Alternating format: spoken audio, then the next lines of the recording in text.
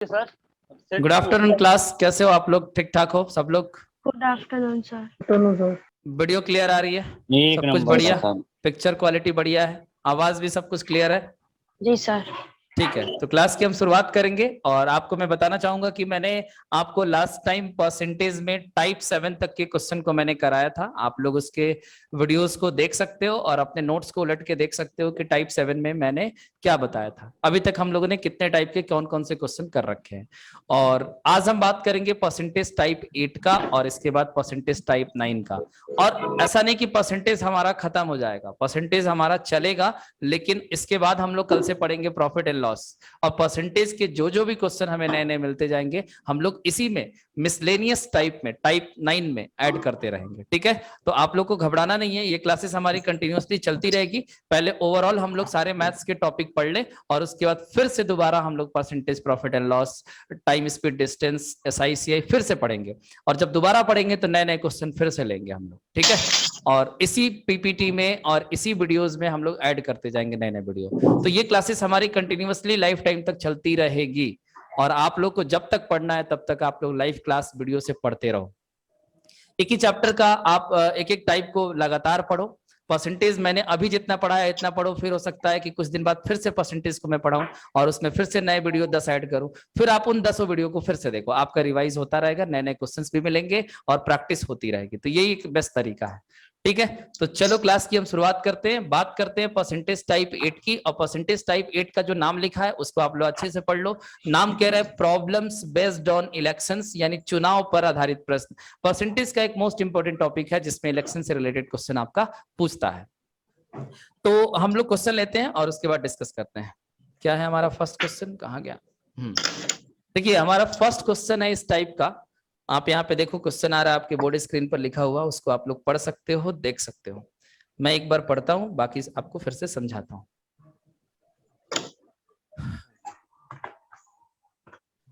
Mic mute कर लो भाई आप लोग, किसकी आवाज आ रही है? ये सब प्रॉब्लम्स रोज रोज मुझे बताना पड़ता है, ये सही बात नहीं है।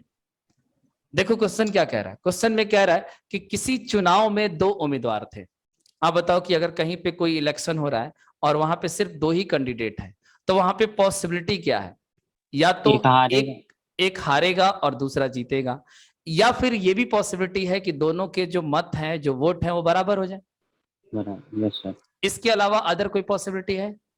नो नहीं। सर। तो अगर कहीं पे कोई इलेक्शन हो रहा है और अगर वहां पे 2 ही कैंडिडेट है, ज्यादातर सवाल 2 ही कैंडिडेट पर ही बनता है आपके परसेंटेज में। तो 2 कैंडिडेट है तो एक हारेगा और एक जीतेगा। अगर दोनों का वोट बराबर हो जाएगा तो भी क्वेश्चन का कोई मतलब नहीं बनेगा। तो 2 कैंडिडेट पे जब सवाल बनाएगा तो एक हार का और एक जीत की बात जरूर करेगा। तो आप देखो यहां तक तो आपने बात समझा कि किसी चुनाव में 2 कैंडिडेट हैं, बस इतनी बात समझ आया। आगे कह रहा है कि विजेता उम्मीदवार को कुल मतों का 52% मत प्राप्त हुआ। तो पहले हुआ तक आप मेरी बात को समझो। क्वेश्चन में कह रहा है कि विजेता उम्मीदवार कौन सा होता है? जो विनर होता है। 2 लोग होते हैं, विनर और लूजर।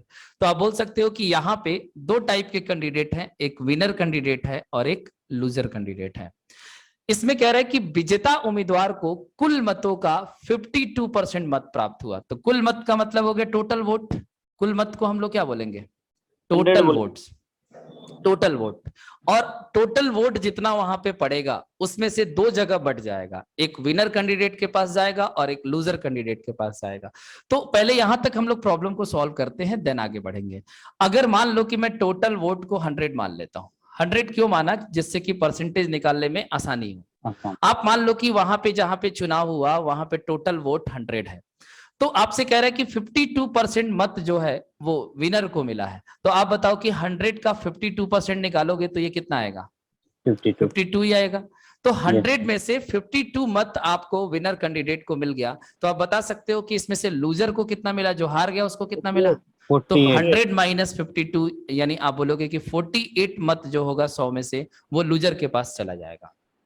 बात को अच्छे से समझना। अगर दोनों का मत 50-50 हो जाता तो फिर इस बात का मतलब होता कि दोनों में से कोई नहीं जीता, कोई नहीं हारा, दोनों का वोट बराबर है। सीधी सी बात है कि अगर विनर की वोट की बात करेंगे तो 50 से ऊपर ही होना चाहिए और लूजर का 50 से कम होना चाहिए, नहीं तो फिर चुनाव में हार जीत नहीं होगा, फिर दोनों बराबर हो जाएगा। आप समझ पा रहे हो कि अगर 100 वोट है तो जो विनर होगा उसको 50 से ज्यादा वोट पाना होगा और जो लूजर Yes, होगा sir. उसको 50 से कम लाना होगा। ठीक है, तो 52 और 48 आपने डिवाइड कर लिया। अब आगे देखो क्या कह रहा है, और वह 1800 मतों से चुनाव जीत गया। तो कौन जीता है ये? तो आप मुझे बताओ कि 1800 मतों से चुनाव जीत गया, इस बात का मतलब है कि दोनों में जो वोट का अंतर है वो 1800 का है। Yes, sir. बात को सही से Yes. समझना, इसमें साफ साफ लिखा है कि विजेता उम्मीदवार को कुल मतों का 52% मत प्राप्त हुआ और वह 1800 मतों से चुनाव जीत गया। तो 1800 मतों से चुनाव जीत गया, इस बात का मतलब ये कतई नहीं है कि उसको 1800 वोट मिला है। इस बात का मतलब है कि उसका जो वोट है वो हारने वाले कैंडिडेट से 1800 ज्यादा है। बात आ रही है समझ? तो आप कह सकते हो कि जो विनर Yes, का sir. वोट है लूजर से, इस डेटा को अगर देखा जाए तो ये 48 से 52 हुआ है, तो आप कह सकते हो कि रेशियो में 4 वोट ज्यादा पाया है। रेशियो में कितना वोट ज्यादा पाया? 4. 4 वोट ज्यादा पाया है। और जो कितने के बराबर है? 1800 के 1800. बराबर है। तो आप कह सकते हो कि इस क्वेश्चन में 4 की वैल्यू जो है वो 1800 के बराबर है। अब यहां पे आगे समझ गए यहां तक?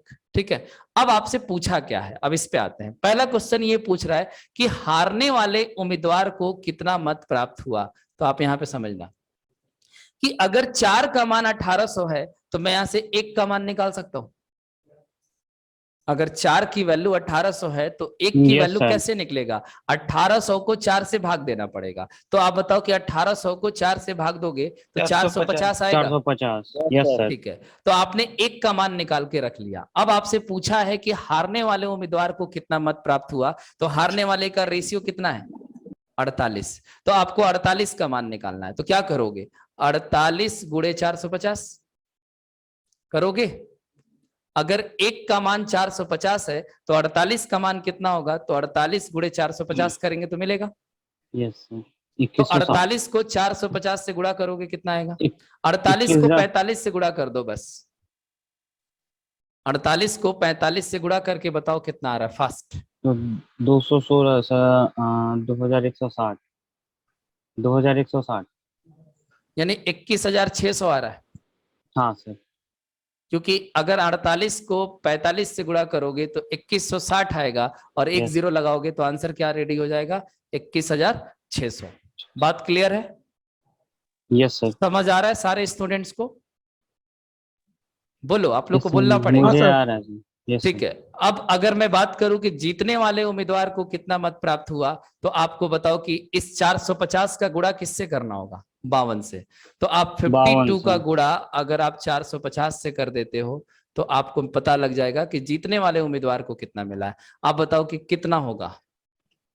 सर इसमें ही 1800 जोड़ देंगे तो लगभग हाँ, आप 23,000. 21,600 में अगर 1800 23,400 जोड़ दोगे तो Yes. चार बढ़ जाएगा। तो कितना आ जाएगा? 23,400. 23,400। तो ये वोट किसका हो गया? जीतने वाले का। जीतने अब वाले. आपसे एक क्वेश्चन ये भी पूछा है कि कुल मत कितना है। तो कुल मत मतलब 100 माना था आपने, तो 1 का मान 450 है तो 100 का मान निकालोगे। 4,500. 100 गुणे 450 जो कि आपका होगा 45,000। कितना होगा? 45,000। Yes, और sir. ये आपका टोटल मत हो जाएगा। तो इसमें 3 आंसर देना था, एक ये और दूसरा ये और तीसरा आपको ये।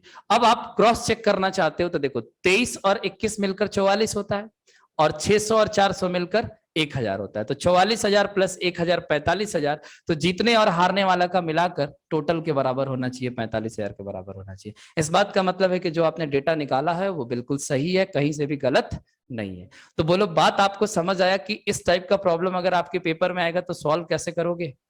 Total Yes, vote sir. को 100 मानोगे और उसमें से अगर विनिंग कैंडिडेट को 52 मिला है परसेंट, तो 100 का 52% 52 हो जाएगा। 100 में से इसको माइनस कर दोगे तो लूजर को कितना मिला वो पता लग जाएगा। अगर दोनों के बीच में 1800 का अंतर है तो 52 और 48 में 4 का अंतर है। आप कह सकते हो कि 4 की वैल्यू 1800 है तो 1 का मान निकालोगे 450, फिर 48 का मान निकालोगे तो हारने वाले का वोट पता चल जाएगा, 52 का मान निकालोगे तो जीतने वाले का पता चल जाएगा और 100 का मान निकालोगे तो वहां पे टोटल वोटों की संख्या पता लग जाएगा। क्वेश्चन को इंग्लिश में आप लोग रीड कर सकते हो। जो भी स्टूडेंट अगर इंग्लिश मीडियम का है वो पढ़ के देख सकता है। मैं एक बार पढ़ दे रहा हूं, शायद उनको कोई वर्ड में प्रॉब्लम होगी तो क्लियर हो जाएगा। There were 2 candidates in an election. If the winning candidate got 52% of the total votes and won the election by 1800 votes, then tell how many votes did the losing candidate get? हारने वाले को कितना मिला? How many votes did the winning candidate get and how much is the total number of votes? तो ये सारी चीजें लिखा हुआ है। आप अगर इस बात को समझ गए हो तो इस पे मैं क्वेश्चन नंबर 2 लेकर आऊं, और क्वेश्चन नंबर 2 में चाहूंगा कि आप लोग खुद उसका आंसर करोगे, लेकिन आप लोग से उम्मीद करना भी मेरा बेकार है। नहीं सर, कि उम्मीद आप लोग कर एक तो सकते हैं, हम समय बता लगाते हो। देंगे। मैं इसको रफ करूं? Yes sir. चलो सर आते हैं पेज नेक्स्ट क्वेश्चन पे, क्वेश्चन नंबर 2 पे। क्वेश्चन नंबर 2 पे आते हैं। सर चलो, पेज देखो। थोड़ा सा क्वेश्चन था पूछना। क्वेश्चन नंबर 2 की हम बात करते हैं, और क्वेश्चन नंबर 2 को आप लोग देखो, सेम टाइप है, केवल डेटा बदला है मैंने। आप लोग इसको लगाओ।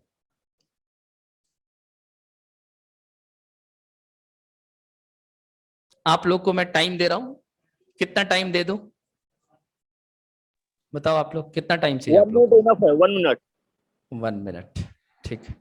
यहाँ देख लो, आप लोग का घड़ी स्टार्ट हो रहा है। कितना वोट मिला है जीतने वाले को? सर दिख नहीं रहा। यहाँ आपकी कितना टाइमिंग परसेंट चल है सर? रही है, 55 सेकंड रिमेनिंग है। एक बार सर फास्ट पढ़ दीजिए सर, एक बार पढ़ साइड दीजिए, तो हो जाइए। क्वेश्चन पढ़ दीजिए सर। चलो एक बार क्वेश्चन पढ़ के फिर आपको टाइम देता हूं। क्वेश्चन में कह रहा है कि किसी चुनाव में 2 उम्मीदवार थे। विजेता उम्मीदवार को कुल मतों का 58% यानी 58% मत प्राप्त हुआ, और वह 1440 मतों से चुनाव जीत गया। तो तीनों क्वेश्चन सेम वही है कि हारने वाले को कितना मिला, जीतने वाले उम्मीदवार को कितना मिला, और कुल मतों की संख्या कितनी है। तीनों सेम क्वेश्चन है। आपका अब स्टार्ट होता है आपका टाइम, और वो टाइम यहाँ पे आ रहा है स्क्रीन पर, आप देखो और फटाक से देखते हैं कि कौन बच्चा आंसर सबसे पहले करता है। टाइम आपका स्टार्ट हो चुका है, 56 सेकंड रिमेनिंग है। दिख रहा है आप लोग को टाइम? नहीं दिख रहा है सर 52-20 मिला है जीतने वाले को।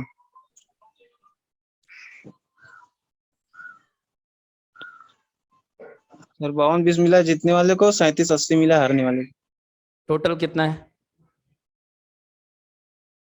टोटल वोट कितने हैं? सिर्फ 1 मिनट का टाइम है आपके पास, जल्दी जल्दी फटाफट आप लोग करो, इसके बाद आपका टाइम 9,000 होगा। 9,000 टोटल वोट, ठीक है। मैं आप लोग का आंसर लिख देता हूं। एक बच्चे ने बोला कि टोटल वोटों की संख्या कितनी है? 9,000। 9,000। हाँ ठीक है। और यस सर, राइट है। विनर को कितना मिला? 52-20 सर, 52-20। विनर को 52-20, और लूजर को? 37-80। वाले 37-80। 37-80। चलो आपके इस आंसर को मैं लॉक कर देता हूं, जिस बच्चे का भी है आप मिला लेना, मैं फाइनली आपको बताऊं। Time is up. बंद करूं? 5 सेकंड है, खत्म। यस सर, हो गया सर। चलो चलो अब बात करते हैं, क्वेश्चन को मैं डिस्कस कर लेता हूं। क्वेश्चन कह रहा है कि there were 2 candidates in an election. कह रहा है क्वेश्चन में कि एक इलेक्शन में 2 कैंडिडेट पार्टिसिपेट करते हैं। द विनिंग कैंडिडेट गॉट 58%, तो जो विनर है उसको 58। देखो अगर परसेंटेज 50 से ज्यादा है तो सीधी सी बात है कि वो विनर है, क्योंकि 50 से कम जिसका परसेंटेज होगा वो लूजर होगा, और 50 से ज्यादा जिसका होगा वही विनर होगा। 100% में से 50% से जब ज्यादा आप लेकर आओगे तभी आप इलेक्शन को जीत सकते हो। तो 58% अगर वोट की बात कर रहा है तो आप डायरेक्टली समझ सकते हो कि वो विनर ही होगा, लूजर नहीं होगा।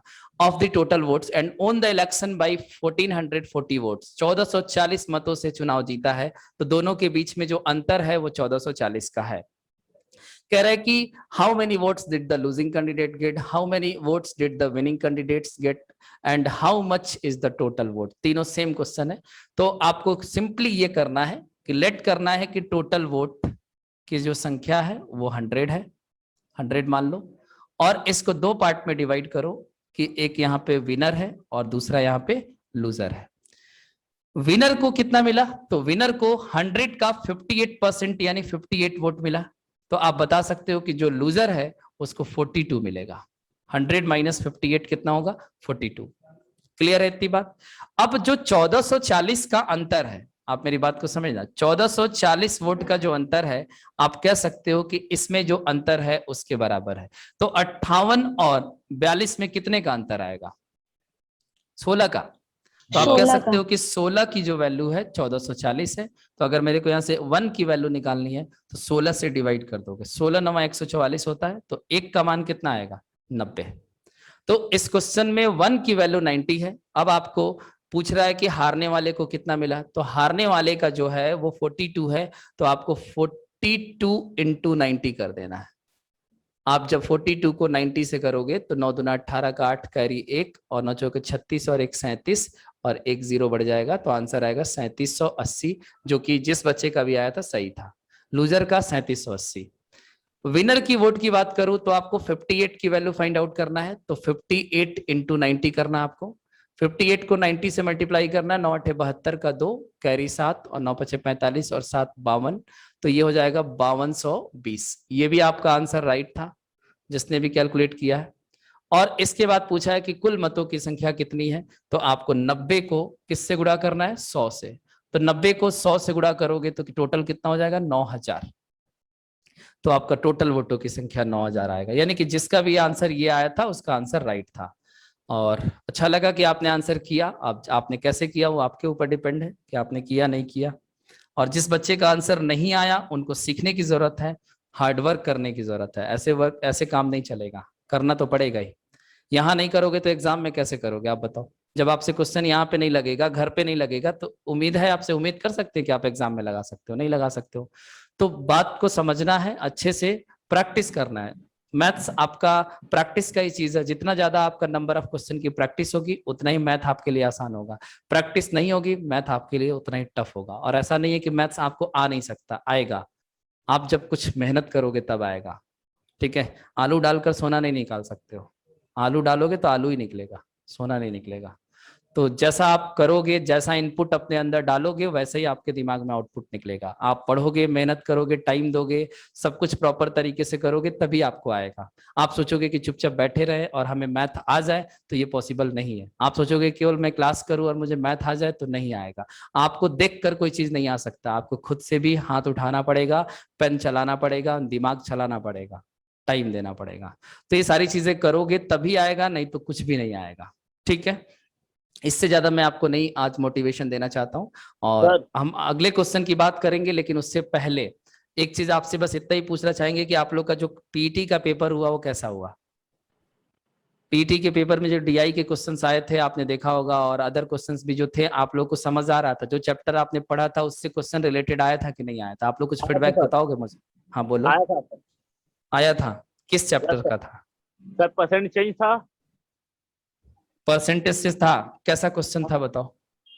सर वो था मतलब 30% को घटाया था तो 20% कस्टमर बढ़ जाते हैं। अच्छा, एक तो था वही ये। परसेंटेज मतलब ओवरऑल परसेंटेज चेंज पे आया था। हाँ एक ये तो था सर परसेंटेज चेंज मैंने आपको इतने सारे क्वेश्चंस करके मैंने पढ़ाया था कि आप आराम से अगर पीटी का पेपर दे रहे हो, ऐसे सिंपल क्वेश्चंस थे मैंने और बोला था कि बहुत आता है, सिंपल। आप लोग कर सकते हो, और आया भी है। और इसके अलावा कौन सा आया था मनीष बताओ। सर एक एवरेज पे था एक। एवरेज का कैसा क्वेश्चन था। अभी तो एवरेज आप लोग को पढ़ाया नहीं हूं मैं, कि पढ़ाया था।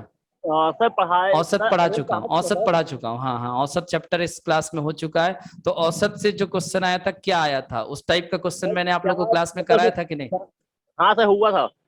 हुआ था। तो आप लोग देखो कि सेम टाइप के क्वेश्चन आपके पेपर में फंस रहा है, सर आप लोग लेकिन इस चीज को मैं क्यों नहीं समझ दिक्कत रहे। कर रहा था पेपर में। सर सॉल्व तो मैंने किया हो गया आंसर, लेकिन थोड़ा सा प्रॉब्लम आ रहा था उसमें।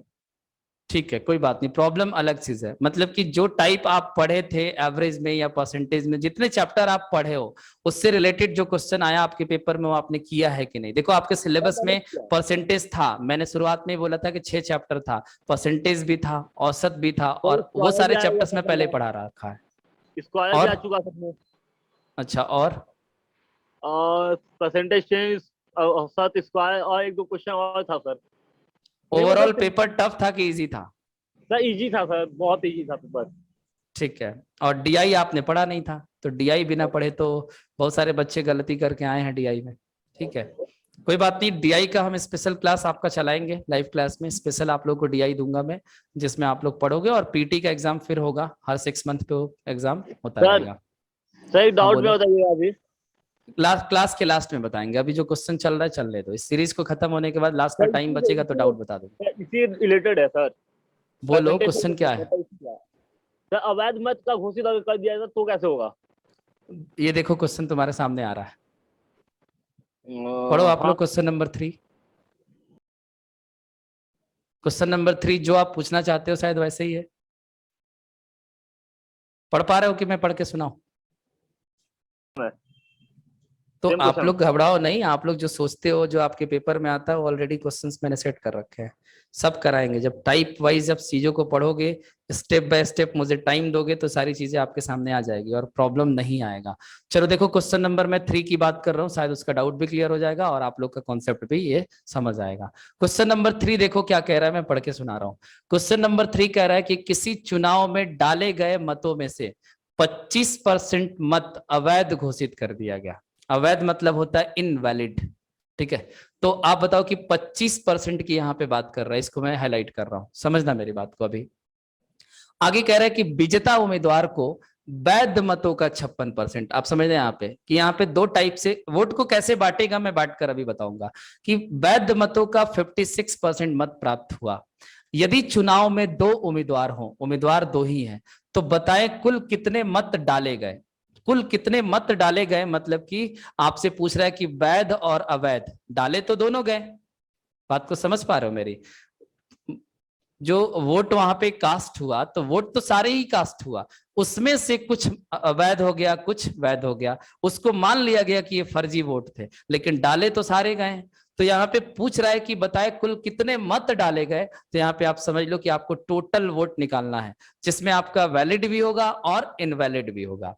आपसे ये कह रहा है कि यदि जीत और हार का फैसला 1800 मतों से हुआ हो, यानी हारने वाले और जीतने वालों के बीच में जो वोटों का अंतर होगा वो 1800 का होगा।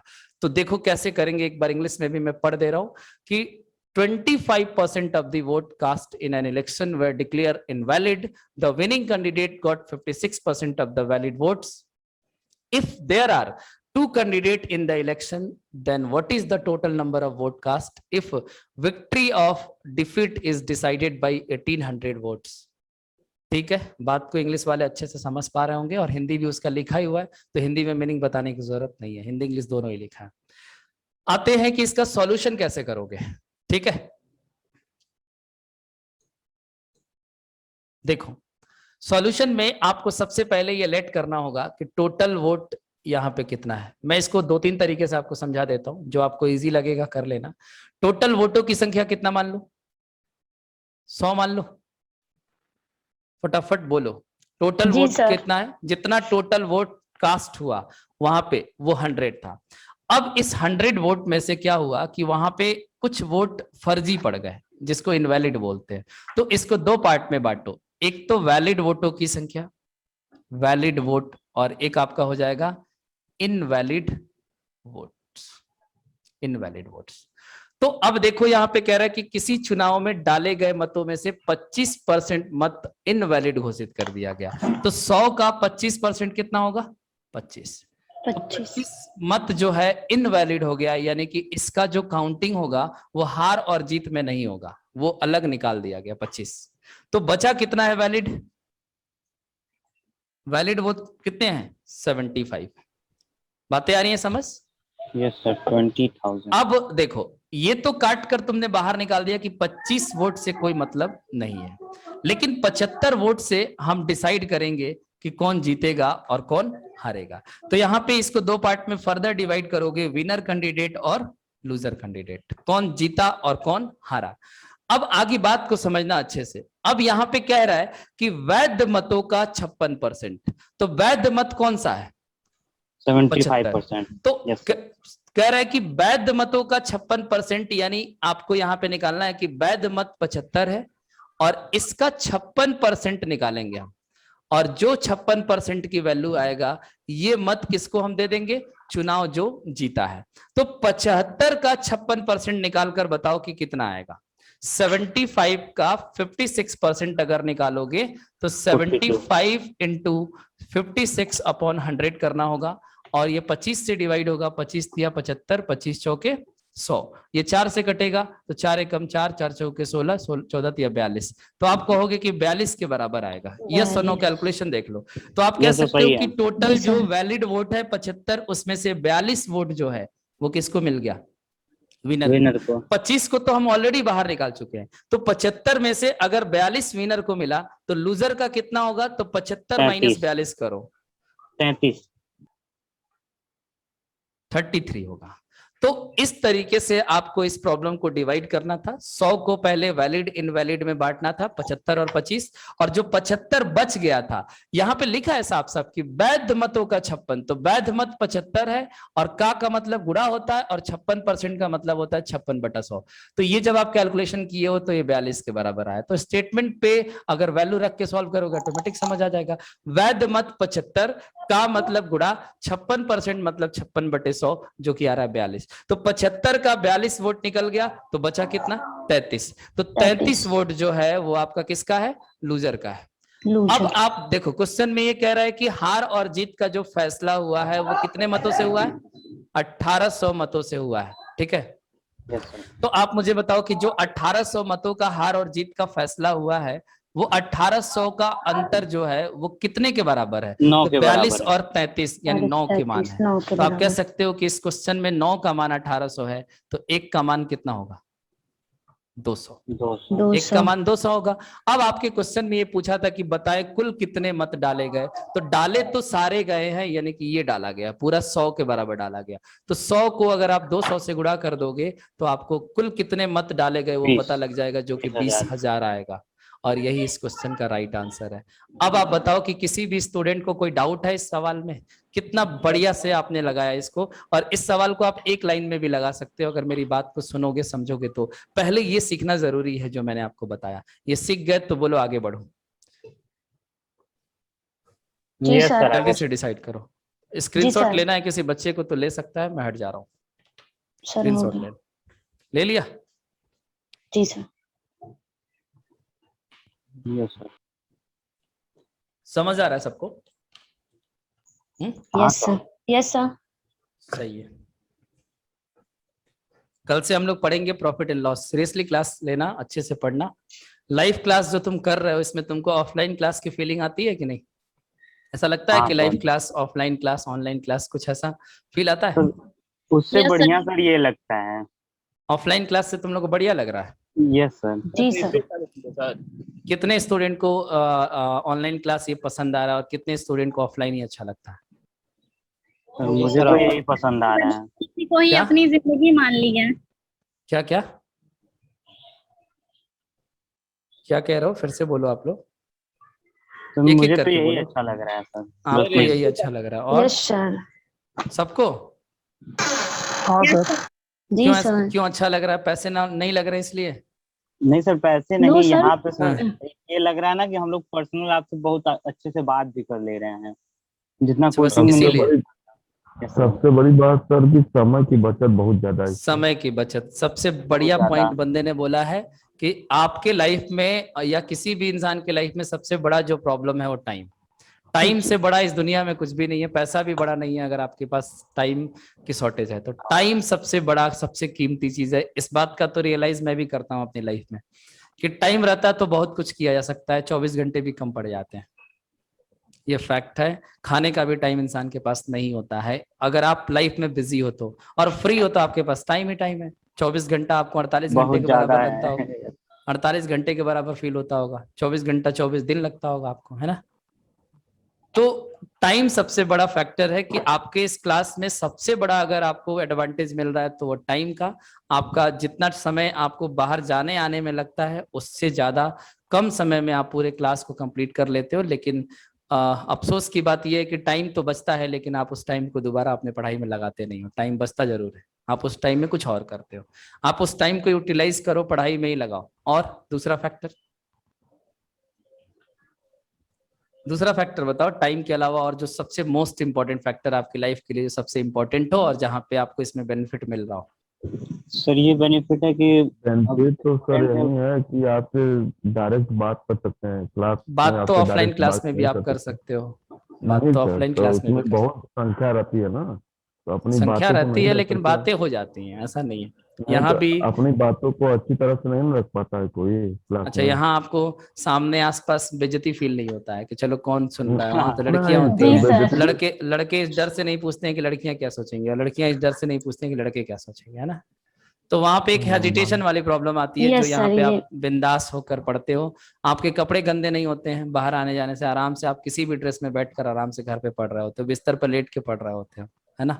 हाँ जी सर, सर। ये एडवांटेज है। ये सबसे बड़ा एडवांटेज है। खाना खा रहे हो पढ़ रहे हो, कुछ खा सर रहे हो मुझे पढ़ तो रहे हो। सबसे ज्यादा एक आध टाइम बार हुआ है। वहां जाने में बहुत टाइम लगता था, बहुत और ज्यादा। पैसे की टाइम भी तो बचत है, सर पैसे की भी बहुत बचत है, ज्यादा, वही हम बोलने क्वालिटी वाले की थे सर। देखो पैसे की भी बचत है, और दूसरी चीज क्वालिटी की बात करें तो क्वालिटी भी बेस्ट है। आपको क्वेश्चन लिखा हुआ मिल जाता है, हिंदी इंग्लिश दोनों में मिल जाता है, और सॉल्यूशन भी आप आराम से कर पाते हो, स्क्रीनशॉट भी ले लेते हो। और सबसे बड़ा एडवांटेज ये है कि ये आपको वीडियो रहता है। इसका वीडियो आपके पास अवेलेबल यस रहता है, सर। आपके पास रिकॉर्डेड सारी चीजें रहती है। वहां क्या है कि अगर आप एक दिन क्लास करने नहीं जाते हो तो आपको वो क्लास दोबारा छूट मिलता जाता नहीं, है। छूट जाता है। किसी से कॉपी लेके लिखते हो समझ नहीं आता। यहाँ पे तो आपको एक एक मेरी बातें रिकॉर्ड होकर मिल जाती है कि देखो मैंने क्या बोला था, क्या समझाया था, उसको आप दोबारा देख सकते हो, दोबारा क्या आप 10 बार भी देख सकते हो, जब तक कि आपको समझ नहीं आता। तो ओवरऑल केवल बेनिफिट्स ही है, कोई भी नुकसान कोई भी लॉस आपको इस क्लास में नहीं है। किसी भी फैक्टर की बात करोगे तो आपको प्रॉफिट है। ठीक है, तो आप लोग इस चीज को सीरियसली लो, इतने सारे सुविधाएं आपको मिल रही हैं तो उसका फायदा उठाओ और अपना पढ़ाई अच्छे से करो। चलो इसको मैं एक दूसरे मेथड से मैं बताता हूं, इसको मैं रफ कर रहा हूं। किसी स्टूडेंट को कुछ डाउट है तो पूछ सकता है, यहाँ पे किसी भी डेटा में कुछ भी उसको समझ ना आया हो तो पूछो, मैं बता दूं दोबारा से, या तो फिर दूसरा मेथड में बताओ। कितने स्टूडेंट्स अभी कनेक्टेड हैं क्लास में? सर 10। बस मैक्सिमम बच्चे अब रिकॉर्डेड वीडियो ही देख रहे हैं, उनका हेलो कहना है सर। सर रिकॉर्डेड वीडियो ही सही है। हाँ बोलो। सर जैसा अभी आपने बताया ये जो अवैध मत हुए 25%, ठीक है। इसमें सर 25% ना देके कोई नंबर दीजिए, जैसे 100 मत अवैध हो गया, तो फिर क्या करना होगा? तो परसेंटेज हमें दिखाना पड़ेगा ना, आप क्वेश्चन दो उस हिसाब से उस क्वेश्चन में डेटा दिया रहेगा। देखो जो क्वेश्चन सेट करेगा उसके हिसाब से उसका डेटा दिया रहेगा, डेटा की एनालिसिस करके फिर हम आपको बता सकते हैं। वो डेटा ना दिया रहेगा, वहां पे नंबर दिया रहेगा तो डेटा कुछ और आपको दिया जरूर होगा। Yes sir. ये क्लियर करना होगा कि कितना परसेंट वैध है कितना परसेंट अवैध है, परसेंटेज से ही चीजें क्लियर होंगी। आप क्वेश्चन सेंड कर दो, मैं देख लेता हूँ। ठीक है, चलो अभी इसका हम लोग दूसरा मेथड सीखते हैं। देखो आप इसमें क्या करो कि आप टोटल वोटों की संख्या, टोटल नंबर ऑफ जो वोट है उसको इस बार 100 मत मानो, इस बार उसको x मान लो। मैं कह रहा हूं x मान लो। x मानना टफ नहीं होता, आपके सोच के ऊपर होता है। x मान के भी सवाल आसानी से लगाया जा सकता है, जरूरी नहीं होता कि 100 से ही लगे, लेकिन एक मेंटालिटी बन जाती है लोगों की। कोई बात नहीं, आप देखो आपको खुद अच्छा लगेगा। अगर मैं टोटल वोटों की संख्या x मान लूं तो मैं कह सकता हूं कि इसी का मान निकालना है। Yes sir. हाँ, अब x टोटल वोट है, इसका 25% अगर हम निकाल देंगे तो बचेगा कितना? 75%। और 75% का मतलब होता है 3/4। Yes sir. तो आप डायरेक्टली क्या करो कि टोटल वोट x है उसका 3/4 निकाल लो। और इस बात को समझना मेरी बातों से, मैं लिखूंगा नहीं सारी बातें। 25% वोट निकाल दिया x का तो बचा 75%, और 75% का मतलब होता है 3/4। तो मैंने निकाला x का यानी टोटल मतों का 75%। तो ये कौन सा मत है टोटल? ये पूरा कितना पता चल गया? ये वैलिड वोट है। 25 निकाल दिया, 75 बचा दिया, तो जो 75% बच गया आप कह सकते हो कि ये हमारा कौन सा वोट हो गया? वैलिड वोटों की संख्या, वैलिड वोट हो गया। तो आपने निकाल लिया। अब आप बात को समझना, इसी लाइन से आंसर मिलेगा। अब कह रहा है कि जो वैलिड वोट है यानी ये पूरा जो वैलिड वोट है इसका 56% मत जो है वो जीतने वाले को मिला है। तो आप मुझे बताओ कि अगर 56% जीतने वाले को मिला तो टोटल 100% होता है। तो 56 में से अगर 100 में से अगर मैं 56 माइनस करूंगा तो बचेगा कितना? 44%। 44। Yes sir. अब 56 और 44 में अंतर कितने का है? 56 और 44 में अंतर कितने का है? इधर 12 सर। 12% का। तो जो टोटल वैलिड वोट है इसका आप डायरेक्ट 12% निकालो। 12% मतलब होता है 12/100।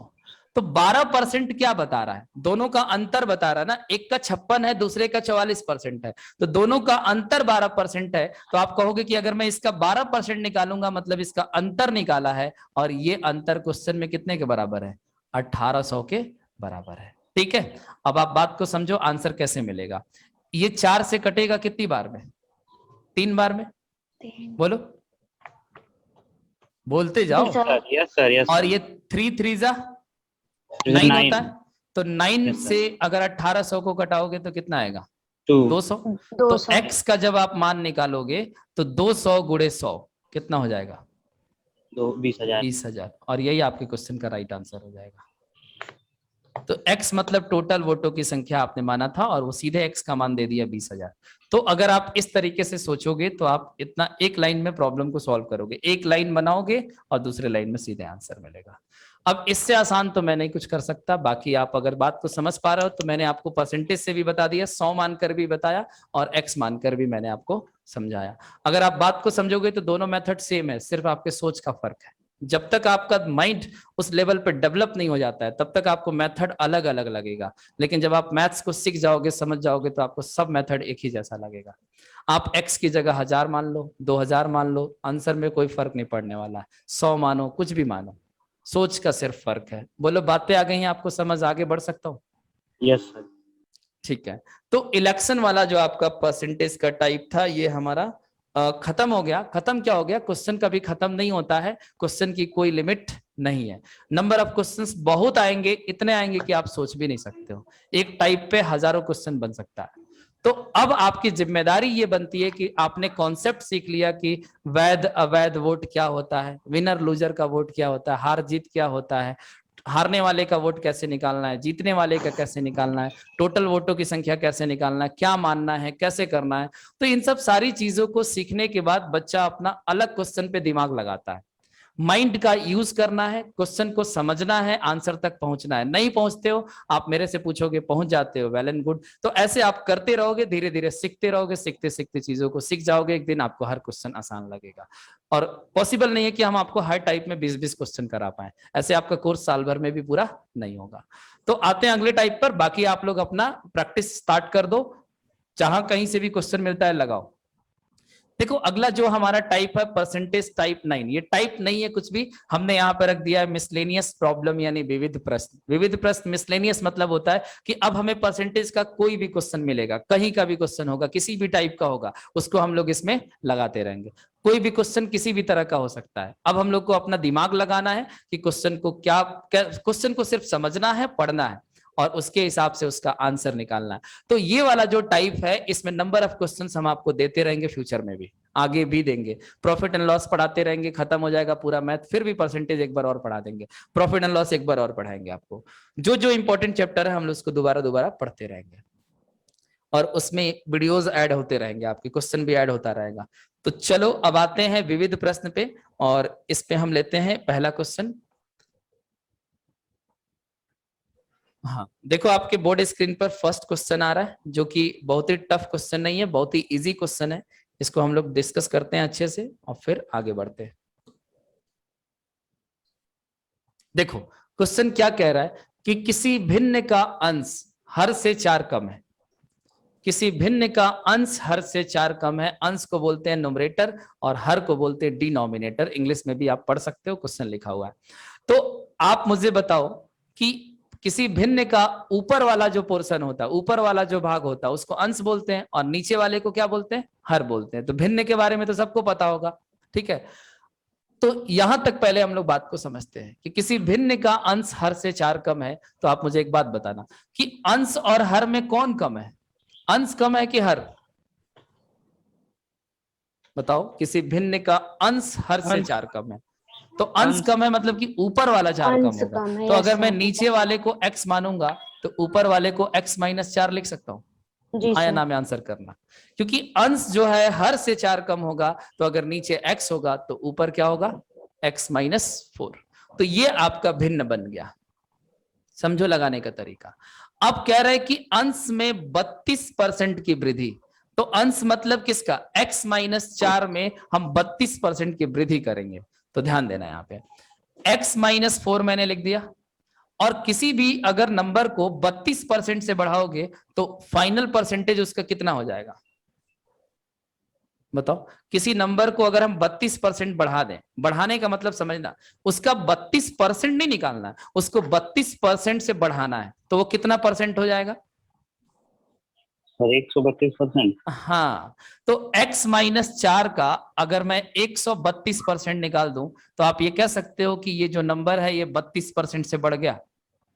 32% घटाना होता तो 100 में से घटा देते, 32% बढ़ाना होगा तो 100 में बढ़ा देंगे, और केवल 32% निकालना होगा तो x माइनस 4 का 32% रख देंगे। तो वृद्धि कमी और नो वृद्धि नो कमी यानी 32 का 32, तो वो तीन बातें होती है। 32% बढ़ाना है तो 132%, 32% घटाओगे तो 68% आ जाएगा, और अगर केवल 32% निकालोगे तो x माइनस 4 का केवल 32% लिखोगे, यहां से 1 हटा दोगे। तो डिफरेंस समझ गए, 32% हमने अंश को बढ़ा दिया। अब कह रहा है तथा हर में 75% की वृद्धि कर दी जाए। तो आप बताओ जो नीचे हर है x, इसको जब 75% से आप बढ़ाओगे तो कितना निकालना पड़ेगा? x का 175%। Yes sir. बोलो आप लोग। जी यस सर। सर। 75% की वृद्धि दिखाना है तो 100 में जोड़ दो 175%। तो कह रहा है कि तो परिणामी भिन्न कितना हो जाता है? ऐसा कर देने से जो ये भिन्न है वो 12/25 के बराबर हो जाता है, 12/25 के बराबर। 25। तो आपसे पूछ रहा है कि बताइए प्रारंभिक भिन्न कितना है, यानी ये वाला भिन्न का मान आपको बताना है कि x माइनस 4/x का मान कितना होगा। इंग्लिश में पढ़ लो, the numerator of a fraction is 4 less than the denominator if the numerator is increased by 32% and the denominator is increased by 75%, then the resulting fraction becomes 12/25, then what is the initial fraction. देखो ध्यान से, इसमें percent से percent को मैं काट सकता हूं, जी सर। डिवाइड में कट जाएगा, यस सर। ठीक है। Yes. अब देखो कि 25 के पहाड़ा में 175 आता है, यस सर आएगा। 25 7 175, 7 बार में। और 12 का पहाड़ा पढ़ोगे तो 11 बार में 132 कट जाता है, कट जाता है। यस तो सर। यहां से अगर मैं कहूं कि x माइनस 4 और डिवाइडेड बाई x का मान निकालो तो क्या होगा? ये 7 ऊपर चला जाएगा और नीचे क्या आ जाएगा? 11। तो देखो कि इसी का तो मान निकालना था आपको, x माइनस जी 4 सर। अपॉन x का मान, जो कि कितना आया? 7/11। 7/11। तो यही इस क्वेश्चन का राइट आंसर है। और आपसे ये कह रखा था कि किसी भिन्न का अंश हर से 4 कम होना चाहिए, तो आप देखो कि 7 जो है 11 से 4 कम है कि नहीं? जी सर। तो बात बिल्कुल सही है। Yes sir. इस क्वेश्चन को आप इस तरीके से भी सोच सकते हो, और अगर आपके दिमाग में ये बात नहीं आता है तो आप ऑप्शन मेथड से भी इस क्वेश्चन को लगा सकते हो। कहोगे तो ऑप्शन मेथड सिखा देंगे, नहीं तो जरूरत नहीं है, ऐसे करो। बोलो आगे बढ़ो। सर ऑप्शन मेथड में थोड़ा सा कुछ नहीं होता है जीवन में, थोड़ा सा कुछ नहीं होता है। ये पूरा बस बता आप दीजिए। लोग का लैंग्वेज सुधारो, थोड़ा सा, पूरा, आधा अधूरा, ये सब क्या होता है? आधा अधूरा तो सिर्फ प्यार ही होता है, ढाई अक्षर है। चलो अब बताओ, ऑप्शन से बताओ या आगे बढ़ो? सर बता दीजिए ऑप्शन से। क्या ऑप्शन फायदा से ऑप्शन बता से करने का?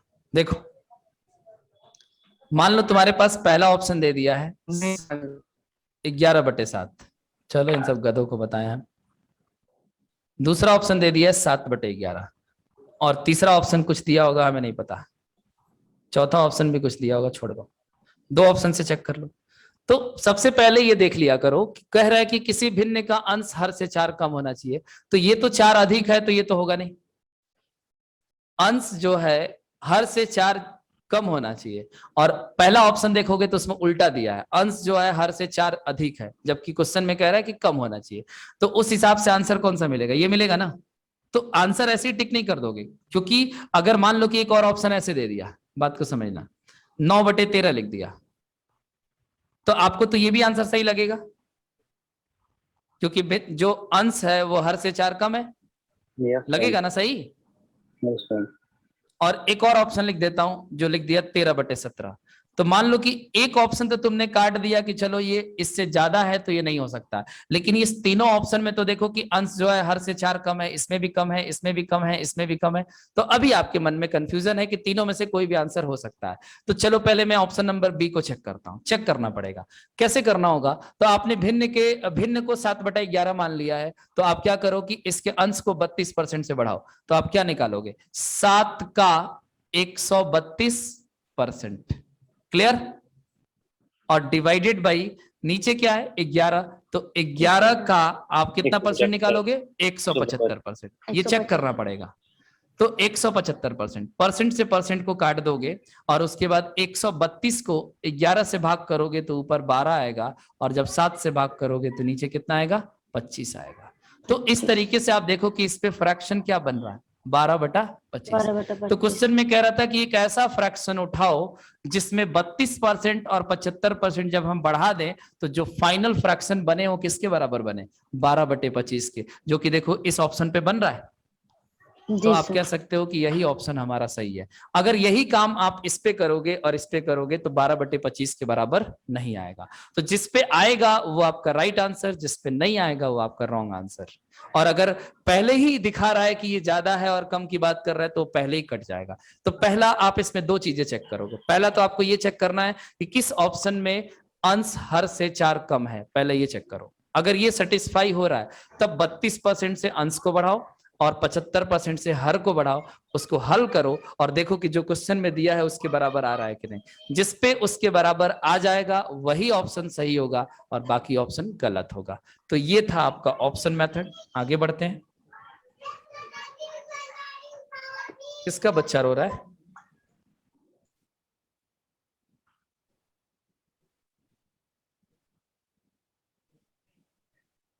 एमडी दिलसाद खोले अपना माइक। नहीं सर, हमारे यहाँ कोई बच्चा नहीं है, हम हॉस्टल में हैं।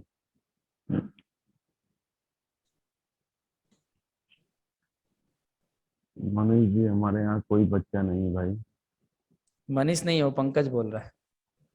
पंकज जी। पंकज जी को समझाइए आप लोग।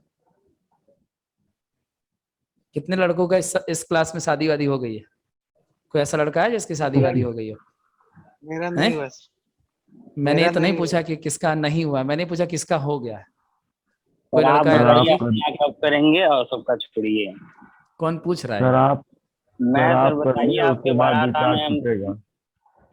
सर आप अरे कब वाह। करेंगे बताइए। आप क्या करिए सर, रिचार्ज उसके बाद टूटे। शादी क्या ये शादी। क्या होता है? ये क्या होता है? तो अभी आप रहने ही तो दीजिए, आप सवाल बैचलर पूछे। ही रहिए। ये क्या होता है? हमने तो अपने जीवन में ये वर्ड सुने ही नहीं है कभी। अब बताओ। अच्छी बात है, खुश रहेंगे जिंदगी भर। देखो अब तुम्हें ही खुद क्वेश्चन भी पूछ रहे हो, तुम ही आंसर भी दे रहे हो, तो फिर मुझे आंसर देने की कोई जरूरत है? मनीष शादी नहीं करेगा इसका मतलब। मनीष नहीं हो, रत्नेश बोल रहा है। तुम्हारी पहचान रत्नेश। सही नहीं है। तो मैं क्या बोल रहा हूँ कि आपने क्वेश्चन किया और उसका आंसर भी आपने खुद ही दे दिया। अब आप करोगे शादी? बोलो। हाँ सर करेंगे। क्यों काहे नहीं करोगे? क्यों करोगे बताओ? कोई दो रीजन बता दो कि जिसकी वजह से तुम शादी करना चाहते हो। कोई दो दो रीजन। पॉजिटिव रीजन बताना, नेगेटिव रीजन तो 1000 है, पॉजिटिव रीजन बताओ। पॉजिटिव रीजन ये है सर, इससे क्या कहते हैं, फैमिली ट्री वही है। फैमिली ट्री पहली तो ये जिम्मेदारी होती है कि अपने फैमिली वंश ट्री, को ये आपने इस धरती पर ठेका ले रखा है कि आपको मतलब आबादी बढ़ाना है? नहीं ठेका सर, ले रखा है कि आप अपने परिवार को चलाएंगे? जरूरी है कि हर परिवार आगे बढ़े, उसके वंशज आगे बढ़ते रहे? खत्म नहीं किया जा सकता है। अरे से जबरदस्ती खत्म कर देंगे। जबरदस्ती खत्म करने वाली बात क्या है? क्या जरूरत है कि हम उसको आगे बढ़ाएं? क्या जरूरत है? इसकी नीड क्या है, मैं ये पूछ रहा हूँ। क्या आप इस दुनिया से चले जाओगे तो अपने वंशज को छोड़कर जाकर क्या करना चाहते हो? क्या प्रूफ करना चाहते हो? कल को आपके वंशज आएगा, कोई दूसरा आतंकवादी हमला करेगा, तालिबान, और उसको गुलाम बनाएगा, उसके साथ शोषण होगा, आपको अच्छा लगेगा ऊपर से देखोगे तो? मैंने ऊपर से सर देखेंगे। तो आज नहीं तो कल ये सिचुएशन आएगा ना।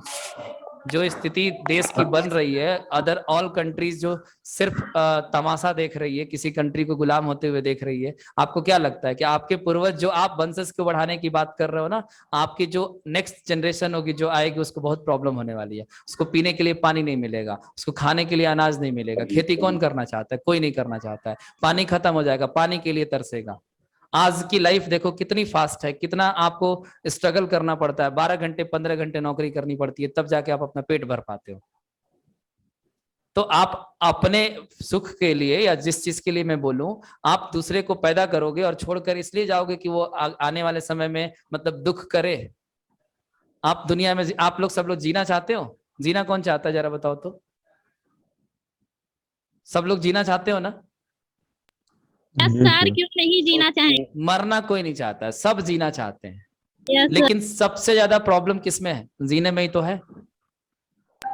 सबसे ज्यादा तकलीफ जीने में है। 2 वक्त की रोटी कमाने के लिए आपको भागना पड़ेगा, दिन भर टेंशन लेनी पड़ेगी। सब देखो सारी मुसीबतें हैं, कितना भी इंसान के पास कितनी बड़ी से बड़ी मुसीबत आ जाता है, फिर भी वो उस मुसीबत का सॉल्यूशन ढूंढता है। कोई मरना चाहता है? नहीं मरना चाहता है, कहता है नहीं मरना नहीं है। लेकिन प्रॉब्लम्स इतनी है कि आप सोच नहीं सकते हो। हर किसी के जीवन में प्रॉब्लम है, किसी के पास कितना भी पैसा क्यों ना हो, किसी के पास कितनी अच्छी लाइफ क्यों ना हो, प्रॉब्लम किसी ना किसी तरह का है उसके पास। ये फैक्ट है, ये सच है। तो आने वाले समय में आप पहले एक चीज तो पानी की बर्बादी करोगे, खाने का अनाज की बर्बादी करोगे, और वंशज को बढ़ाओगे कि चलो वो आएगा बेचारे, उसको खाने को नसीब नहीं होगा, 2 वक्त का रोटी नहीं मिलेगा, 2 वक्त का पानी नहीं मिलेगा, उसको पानी भी खरीद के पीना पड़ेगा। अभी आप पानी खरीद के पीते हो। तो आने वाला समय बहुत ही टिपिकल है, जिसके बारे में आप सोच भी नहीं सकते हो, और आप किसी को मुसीबत में डालकर जाना चाहते हो तो जाओ। वंशज को बढ़ाना है, पूर्वज जो कहते आए करते गए, आप भी उसी ढर्रे पे चल रहे हो। आपकी सोच कुछ अलग होनी चाहिए कि नहीं? तो ये पॉजिटिव रीजन नहीं है ना कि मैं वंशज को बढ़ाने के लिए शादी तो करना आप चाह रहा बता हूं, अपने दीजिए वंश सर, को। वही तो जानना चाहते हैं। क्या क्या है पॉजिटिव रीजन? अब हमें क्या पता, हम तो नहीं करने वाले हैं ना। आप करोगे आप तो नहीं करेंगे? जो करेगा वो बताएगा कि पॉजिटिव आप रीजन नहीं क्या है, करेंगे जिसको सर? नहीं करना वो नहीं बताएगा। हाँ, क्या आप जरूरत नहीं है? करेंगे? बिल्कुल नहीं। ठीक है। अगला क्वेश्चन देखो क्या कह रहा है, करना होता तो अब तक कर लिया होता। क्वेश्चन देखो क्या कह रहा है कि चीनी के मूल्य में, अब बातें कर ले, अरे पढ़ाई कर ले अब। हाँ सर। शादी वादी तो हो ही जाएगी तुम्हारी, तुम सब इसीलिए पढ़ रहे हो कि जल्दी से शादी वादी हो जाए ना। ये तुम सबको पढ़ने की जरूरत क्या फिर? अच्छी शादी होगी ये जान लो, पढ़ लोगे सरकारी नौकरी लग जाएगी तो अच्छी शादी होगी। अपने देश की यही सोच है कि भाई लड़का सरकारी नौकरी में है तो बढ़िया है, चलो इससे शादी कर दो। बाकी तो सब लड़के बेकार है। सारे लड़कियों का सरकारी नौकरी से ही शादी होगा तो फिर बाकी लड़के क्या करेंगे? नौकरी भी नहीं है। सर दूसरा काम कर लेंगे वो लोग।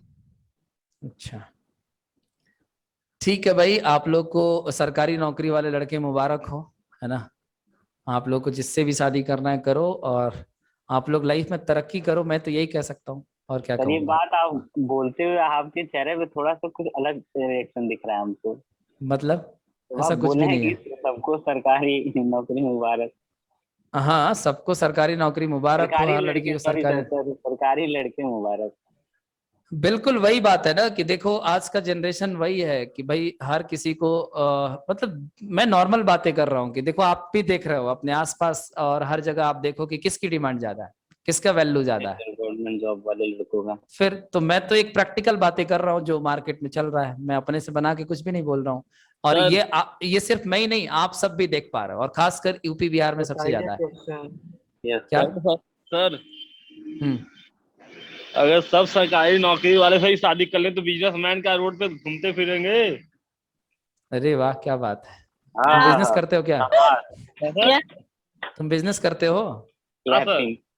अच्छा इसीलिए तुमको प्रॉब्लम हो रही है। ऐसा नहीं है, कोई लड़की तुम्हारे लिए भगवान बना कर भेज दी है, वो तुम कुछ भी करोगे वो तुमसे शादी कर लेगी। ठीक है, वो कहते हैं ना कि जोड़े आसमान में बनते हैं, अब पता नहीं आसमान में कहाँ बनते हैं, देखा होगा आप लोगों ने। तो जाएंगे तो किस्मत की आप- बात है, सरकारी नौकरी रहे चाहे ना रहे, जो किस्मत में होगा वो मिल ही जाएगा तुमको। और क्या बोलते हैं, तुम कुछ भी नहीं करोगे, घर पे बेकार निठल्ले बैठे रहोगे, तब भी कोई लड़की आके तुमसे शादी कर लेगी, जबरदस्ती जिससे शादी लिखा करा। होगा, जिससे लिखा होगा। चलो इस क्वेश्चन को डिस्कस कर लें अभी या रहने दे? डिस्कस कल कर बता लीजिए दे। Sir last question. तो चलो बातें करके तुम लोग टाइम खराब कर दिए, मेरे को जाना अगला क्लास लेने भी। क्वेश्चन पढ़ते हैं।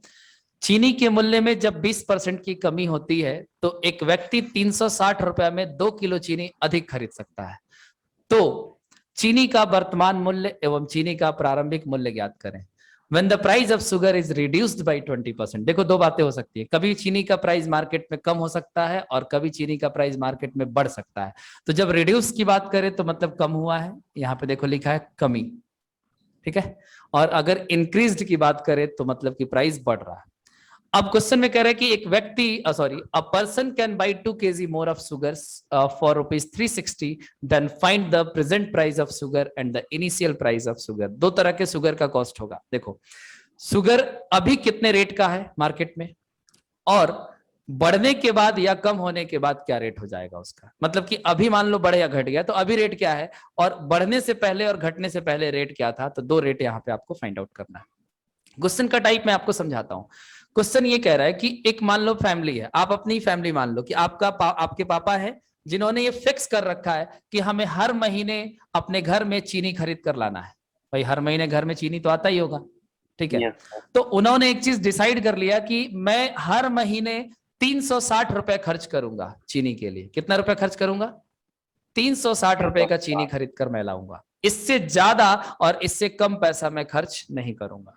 मतलब क्वेश्चन के हिसाब से यही कहना चाह रहा है कि हमारे को 360 रुपीज पर मंथ खर्च करना है केवल अपने चीनी के एक्सपेंस पर।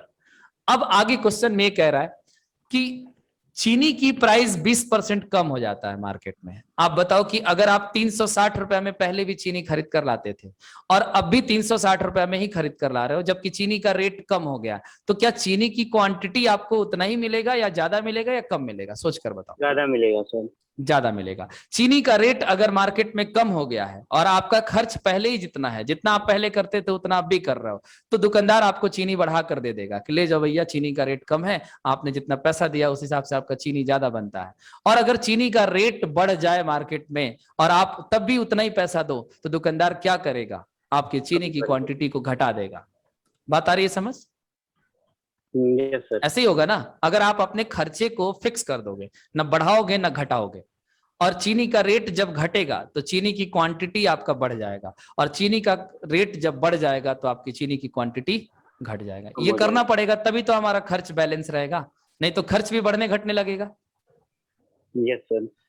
ठीक है, तो आप मेरी बात को समझना। मान लो कि आपका चीनी का जो प्राइस था पहले 100 एक्स रुपया था, चलो एक्स मान लेते हैं। पहले चीनी का प्राइस पहले कितना था? एक्स रुपया था। आप एक्स रुपया किलो का चीनी मार्केट में जाकर खरीदते हो और आप उससे कहते हो कि भैया मुझे वाई किलो चीनी दे दो। कितना? वाई किलो चीनी दे दो। वाई भाई इसमें पता नहीं है ना कि हमने कितना चीनी का रेट क्या है और कितना किलो खरीदा, ये भी नहीं दिया है, केवल कह रहा है कि 360 रुपया खर्च करते हैं। तो आप मार्केट में पहले जाते थे और आप एक्स रुपया किलो चीनी का भाव होता था और आप वाई किलो चीनी खरीदते थे और उस दुकानदार को 360 रुपया देकर चले आते थे। अब मार्केट में क्या हुआ है? तो चीनी का रेट 20% से कम हो गया है। चीनी का रेट क्या हो गया? 20% से कम हो गया। 20% से कम। तो x का 20% निकालोगे तो टफ है। तो बताओ, मैं यहाँ पे अगर मैं 100x मान लूं तो आपको कोई दिक्कत है? No sir. 100x जहां x मान रहे हो वहां पे 100 के साथ गुणा करके 100x मान लो। Yes. इससे मानने से क्या फायदा हुआ कि 100x का 20% कम करोगे तो नया प्राइस 80x के बराबर हो जाएगा। Yes, sir. आप कह सकते हो कि 100x से 20% कम करेंगे तो नया चीनी का प्राइस 80x हो जाएगा। आपको इस बार भी खर्चे कितने करने? उतने ही करने हैं, 360 करने हैं ना, क्योंकि आप अपने खर्चे को बदलोगे नहीं, खर्चा उतना ही रखोगे 360। तो वो कह रहा है कि इस बार आपको दुकानदार जो है वो 2 किलो चीनी बढ़ा कर दे दिया। आप देखो क्वेश्चन में लिखा हुआ है, देखो लिखा है कि 20% जब कम होता है तो एक व्यक्ति को 360 रुपए में चीनी कितना अधिक मिल जाता है? 2 किलो चीनी अधिक मिल जाता है। तो यही प्रॉब्लम है, अब इसको सॉल्व करना है बस, और कुछ भी नहीं करना है। आपसे पूछा है चीनी का वर्तमान मूल्य क्या है, तो वर्तमान मूल्य ये वाला है अभी जो चल रहा है रेट, और चीनी का प्रारंभिक मूल्य क्या है? तो ये वाला मूल्य है। तो ये प्राइस है। आपको 80x और 100x की वैल्यू निकालना, आंसर आ जाएगा। मैं आपको ये भी निकाल देता हूं कि उसने शुरू में कितना किलो चीनी खरीदा था और बाद में उसको कितना चीनी मिला, ये भी बता देता हूं। तो देखो ध्यान से बात को समझना।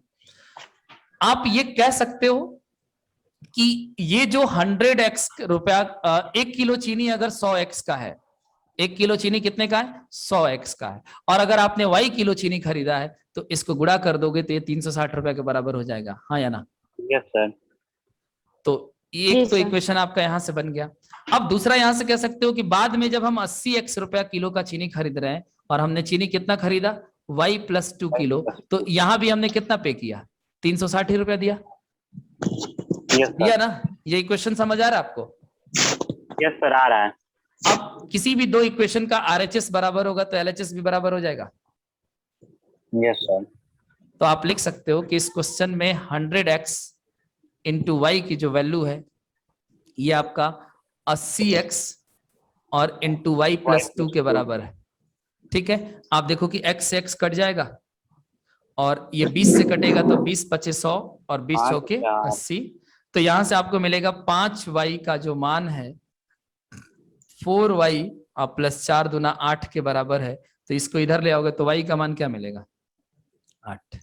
तो आप कह सकते हो कि शुरू में उसको 8 किलो चीनी मिलता था और बाद में उसको चीनी कितना मिलने लगा 10 किलो। ठीक है, अब आप बात को समझो कि अगर आप मार्केट में 360 रुपया लेकर गए हो और आपको 10 किलो चीनी मिला है तो 1 किलो चीनी कितने का रहा होगा 36 रुपया पड़ा। अगर 360 रुपया में आपको कोई 10 किलो चीनी दे दे तो 1 किलो चीनी कितने का पड़ा 36 रुपए का। और पहले आप 360 रुपए देते थे तो आपको 8 ही किलो चीनी मिलता था। तो यहाँ पे रेट क्या रहा होगा, तो 360 को 8 से भाग कर देंगे जी तो सर। कितना आ जाएगा 45 रुपया। मतलब कि पहले आपको 360 रुपए में 8 किलो चीनी मिलता था तो 1 किलो चीनी का रेट निकालोगे 360 बटे 8 तो आएगा 45। बाद में जब चीनी का रेट कम हो गया तो 360 रुपए में आपको 10 किलो मिल रहा था तो 360 को 10 से भाग करोगे तो क्या मिलेगा 36। तो आप कह सकते हो कि जो चीनी का वर्तमान मूल्य है वो 36 रुपया पर केजी है। कौन है 36 रुपीज पर केजी है। और जो चीनी का प्रारंभिक मूल्य है वो आपका कितना है 45 रुपीज पर केजी।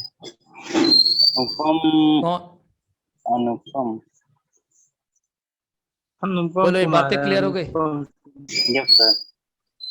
अब इस क्वेश्चन को लगाने का आपको एक बेस्ट तरीका बताता हूँ जो सबसे इजी होगा। ठीक है, ये देखो, ये मिटाओ। इस क्वेश्चन में आप कुछ मत करो, सिंपली ये करो कि चीनी का रेट कितने परसेंट से कम हुआ है 20% से। और चीनी आपको कितना ज्यादा मिला है 2 किलो। तो आप यहाँ पे लिख दो कि 20% का जो मान है वो 2 किलो के बराबर है।